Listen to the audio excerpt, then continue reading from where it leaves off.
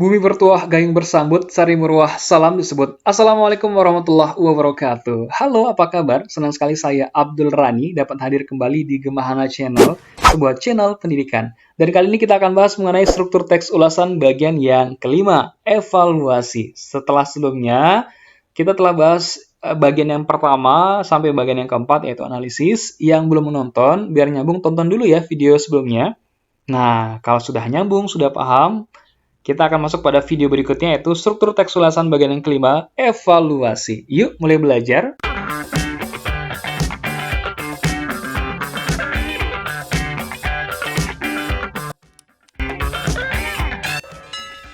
Nah, kita akan bahas dulu pengertian teks ulasan, diulang-ulang biar paham ya. Suatu teks bacaan yang berisi penjelasan, penafsiran, atau penilaian terhadap suatu karya, seperti film, drama, atau sebuah buku. Kita dapat menemukan teks ulasan di media cetak maupun elektronik sebagai media promosi suatu karya. Ulasan sama dengan resensi. Jadi kalau ada kata resensi, itu sama dengan ulasan ya. Nah, ini contoh di media cetak ulasannya. Di koran. Nah, ini di media elektronik, internet, viva.co.id. Kemudian, apa sih pengertian struktur teks ulasan? Sudah juga kita bahas, tapi saya ulang lagi, yaitu bagian-bagian yang menyusun suatu teks ulasan. Itu adalah struktur teks ulasan. Strukturnya ada 6, identitas karya, orientasi, sinopsis, analisis, evaluasi, dan rekomendasi. Nah, identitas karya sudah dibahas, yaitu jati diri sebuah karya yang diulas. Orientasi juga sudah kita bahas, yaitu pengenalan secara umum sebuah karya yang diulas. Dan sinopsis adalah ringkasan karya. Kemudian, analisis. Analisis itu adalah penjelasan keberadaan unsur-unsur karya yang diulas. 4 hal sudah dibahas dari struktur teks ulasan. Kita masuk pada bagian yang kelima, yaitu evaluasi. Apa itu evaluasi? Evaluasi adalah penjelasan kelebihan dan kekurangan karya. Apa sih kelebihannya? Apa sih kekurangan dari karya tersebut? Maka seorang pengulas harus menyampaikan kepada pembacanya, yaitu ini loh kelebihannya, ini loh kekurangan dari karya yang kamu baca, yang kamu ulas, begitu. Ini contohnya.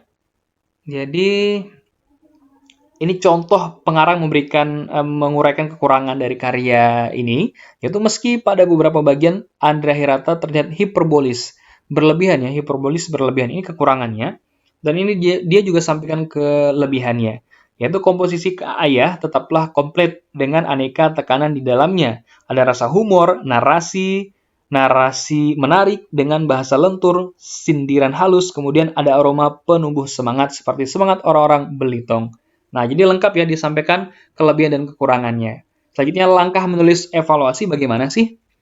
Baca dan nikmati karya dulu, harus tahu dulu, harus menikmati dulu. Kalau sudah baca, temukan kekurangan dan kelebihan satu karya berdasarkan unsur-unsurnya atau aspek lain. Jadi kita tahu unsur-unsurnya, kira-kira tokohnya bagaimana nih dalam bermain, bagus atau tidak, begitu. Kemudian aspek lainnya contoh seperti sampul bukunya bagaimana, begitu. Hasil cetakan, kualitas cetakannya bagaimana, begitu. Itu juga bisa dinilai dari sebuah kekurangan atau kelebihan, ya.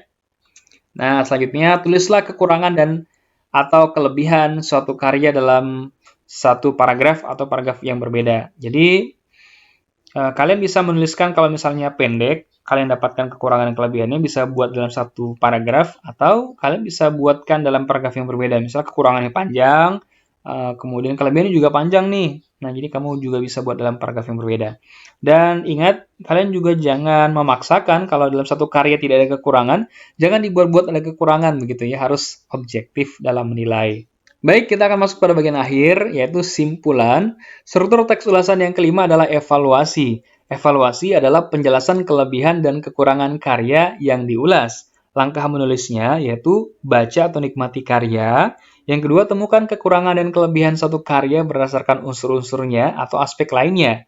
Dan yang ketiga, tulislah kekurangan dan atau kelebihan satu karya dalam satu paragraf atau paragraf yang berbeda. Begitu.